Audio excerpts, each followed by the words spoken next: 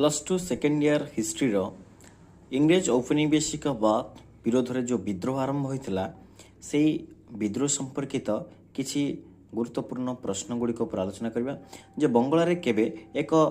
भयंकर दुर्भिक्ष देखा देथिला 1770 मसीहा केबे 150 जन सन्यासी को निर्मम भावे हत्या कराइथिला आंसर अब 1771 मसीहा केउ माने भिक्षावृत्ति कर निजर जीवन निर्वाह करुथिले केउ माने सन्यासी माने खोर्धार गादीच्युत शासक नाम कौन थिला द्वितीय मुकुंद देव पाइक विद्रोह आरंभ हेबार अव्यवहित पूर्वरु काहाकू फांसी दिया जायतिला बा काहांकू फांसी प्रदान कराइतिला जयराज गोर पुरी ठारे पाइक आंदोलन को दमन करबा पई केउ इंग्रेज सेनापति को नियोजित करा जायतिला ला फेव्रे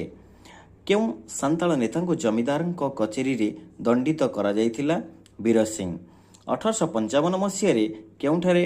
10,000 सांताल रुंड होइतिले बागडीही किए 1857 मसीहा विद्रोह 1857 मसीहार महान विद्रोह को प्रथम स्वाधीनता संग्राम नाम अभिहित करछंती भिडी सर्वरकर ओके विनायक दामोदर सर्वरकर